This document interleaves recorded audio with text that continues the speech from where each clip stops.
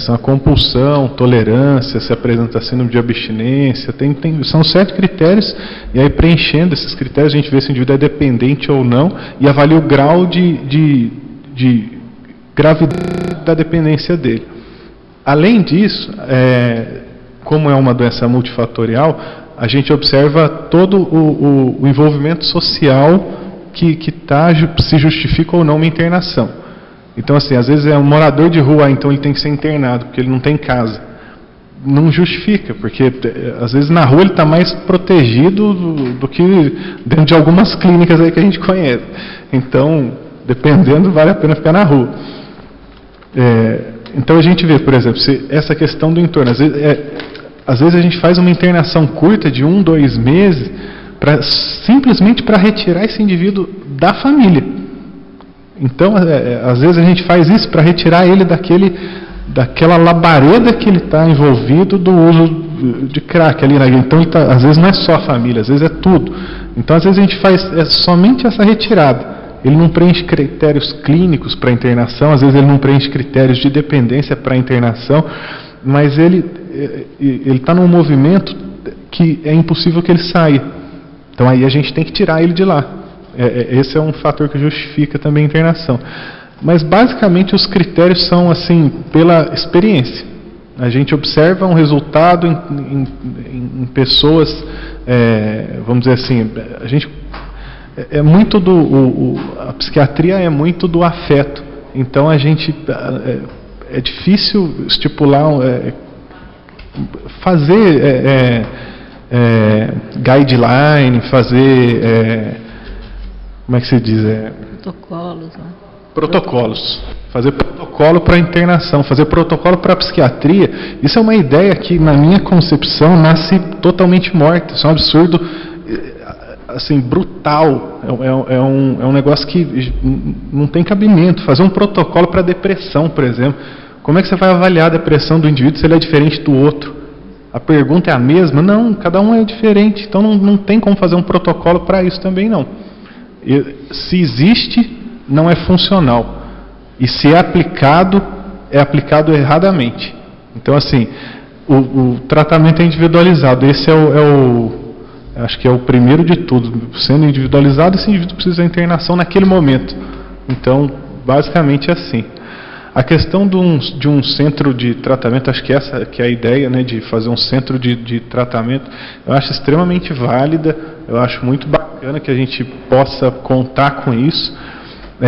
Hoje a gente tem a Chácara Santa Clara, tem o Hospital Santa Lúcia, onde se realizam as internações clínicas. A Chácara Santa Clara tem 60 ou 70 anos de existência, se não me engano, e se fez nesse tempo. A grande dificuldade de centros de tratamento é a questão profissional. Então, na verdade, não existem profissionais para ocuparem tais cargos. Assim, a gente busca, procura, inclusive na chácara, às vezes a gente precisa de um profissional, não existe profissional qualificado. O mercado não possui profissionais qualificados da área.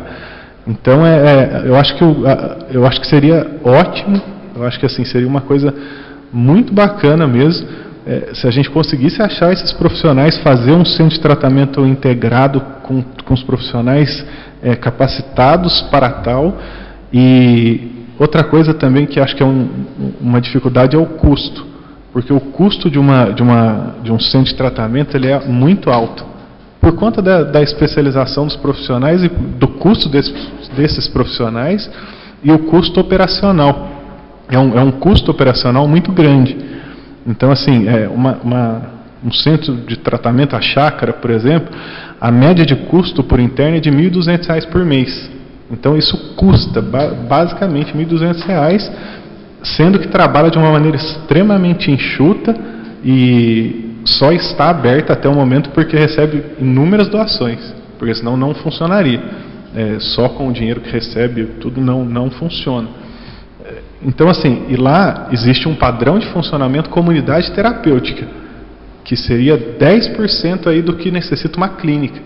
Que aí numa clínica especializada a gente precisa, por exemplo, ter uma CTI, um leito de CTI. Porque o indivíduo pode chegar à abstinência alcoólica, fibrilar, a gente precisa de um suporte clínico avançado. pelo menos um leito. Então é tudo muito, o custo é muito alto de manutenção disso. E tanto a manutenção de médico 24 horas, enfermagem 24 horas, então é todo um...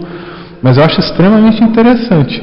E se for possível, eu acho que assim, seria extremamente bem-vindo e principalmente para o público feminino, que existe a internação hoje, ela é um pouco mais burocrática e tudo, mas existe.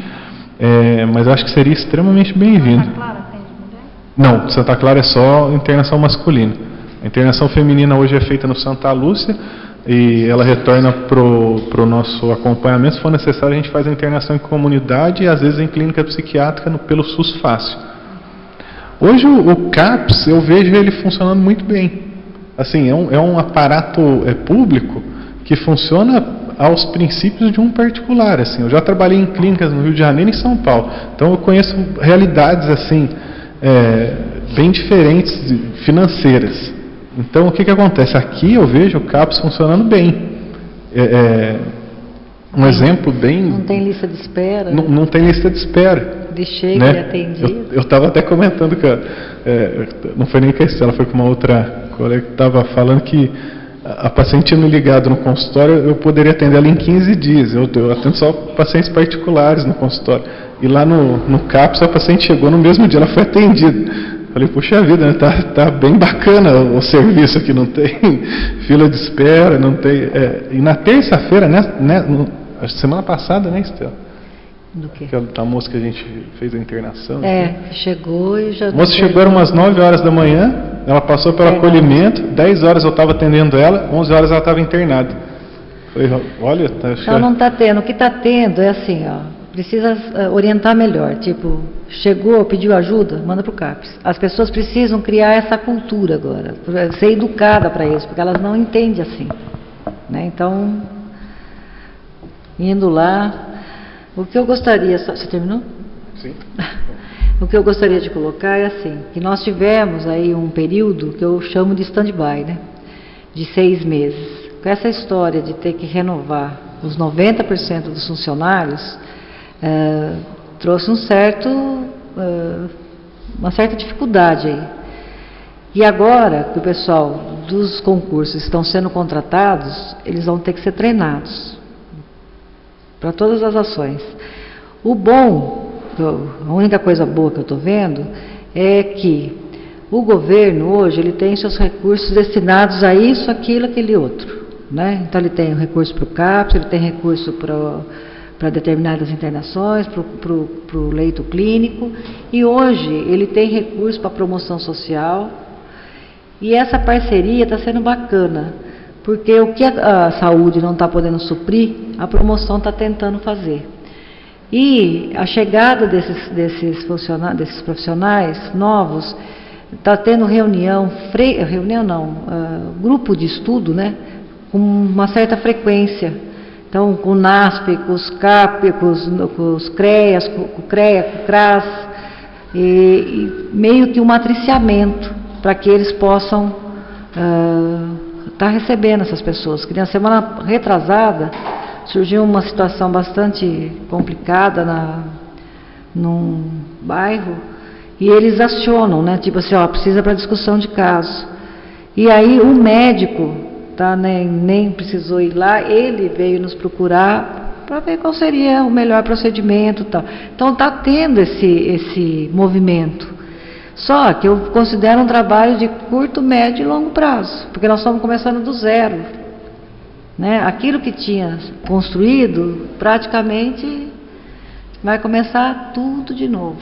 Mas o pessoal que está chegando com bastante garra, com muita vontade, e não está tão difícil. É uma questão mesmo de uma certa paciência aí para tolerar. Quando você falou do CAPS 3, o recurso que o governo federal passa, ele assim, o município teria um custo bastante alto, justamente por conta do que o João Paulo está colocando, porque para passar para 3, você vai fazer a internação. E para a internação, o custo acaba sendo muito alto. Então, assim, não está descartado isso, inclusive está em discussão isso. né? Tem recurso, né? Então, é que nem o CAPS-AD. O CAPS-AD, ele tem um custo hoje de 64 a 65 mil. Nós recebemos 39, tá? Do governo. Então, assim, é uma ajuda significativa? Lógico que é. É melhor você pôr um tiquinho do que você ter que pôr tudo, né? Mas não supre. O CAPS 3 não é diferente. Vamos supor, vai receber 70... acho que é 79, e o custo é de 100 e lá vai pedra. Quer dizer, vale a pena? Vale a pena. Eu acho que tem que continuar essa discussão, sim. Né? Mas que nem agora, é um processo é como se estivesse iniciando tudo. Então precisa pôr a casa em ordem e depois começar a implantar. Muito bem. Queria estabelecer aqui, Estela e o Dr. João Paulo, que a gente chegamos nas nossas considerações finais. Eu acho que, não sei se falamos tudo, né? Mas falamos bastante, né? Abordamos bastante aspectos, e acho que nós aqui que estamos aqui, aqueles que estão nos acompanhando pela internet, vai ter uma noção boa sobre a complexidade, né, do assunto, né, tão exigente hoje, né, na nossa sociedade. Então eu queria estabelecer aqui que a gente pudesse fazer as nossas considerações finais, né, lembrando que, embora a gente possa ficar assim entristecido porque a riqueza do que foi produzido seja muito alto, muito grande, e que a gente não consegue mensurar, gostaria que mais pessoas pudessem estar usufruindo disso, mas eu vejo aqui que a Câmara Municipal cumpriu fielmente o seu papel, que era promover, dar a oportunidade. E acredito que naquilo que couber no espaço legislativo, que propor, indicar, requerer, enfim, aquilo que é atribuição da Câmara Municipal em cima desse tema, eu acho que nós podemos ter certeza que essa casa vai fazer o seu papel. Então eu queria agradecer muito a presença de vocês, né, da Estela, do doutor João Paulo, agradecer muito ao Marcos Tadeu Sansão, ao Jonei, a doutora Regina, que estamos aqui acompanhando essa audiência, aqueles que não puderam estar aqui por razões de trabalho, aqueles que estiveram aqui já tiveram que sair também em função de talvez de algum outro compromisso e de trabalho também. Agradecer o nosso amigo lá da Chácara Ronivaldo, né? Da Chácara Santa Cara, leva um abraço a todos lá. Dr. Oswaldo, que também está conosco até agora, minha amiga, companheira Roseli, né? Pela sua dedicação. Enfim, que vocês pudessem fazer então as considerações finais. Eu agradeço o convite. Voltarei sempre que for chamado. Eu acho que é um assunto que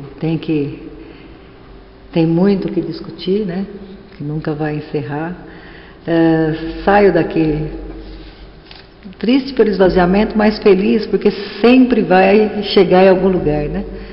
E eu vejo assim um interesse maior. Hoje eu sinto um interesse maior em todos os sentidos, até na própria casa. Acho que a gente consegue discutir hoje com mais pé no chão, né? Sem aquela coisa do ter que fazer pelo fazer. Então eu agradeço o convite e espero ter contribuído e ter passado alguma coisinha para vocês aí. E obrigada. Eu também só gostaria de agradecer, realmente fico lisonjeado aí. Muito obrigado pelo convite, me coloco ao dispor aí, sempre um prazer aí, fiquei lisonjeado mesmo, primeira vez que eu venho aqui como palestrante, né, na verdade, não é bem o palestrante, mas é a primeira vez, mas gostei muito, fico muito feliz e fico à disposição. Foi um prazer. Então a gente agradece mais uma vez a presença de vocês. Lembrando que todo esse material que foi produzido, né, tudo isso está gravado, as pessoas podem, depois vai ter acesso no site da Câmara Municipal, a possibilidade de ter de novo o material, ouvir o áudio, enfim.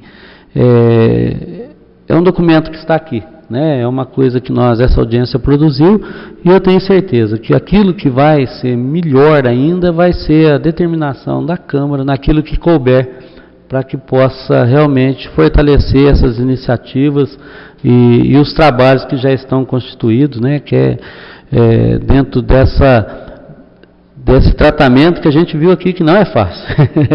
Não é fácil. Então, a gente agradece muito e encerramos essa audiência pública.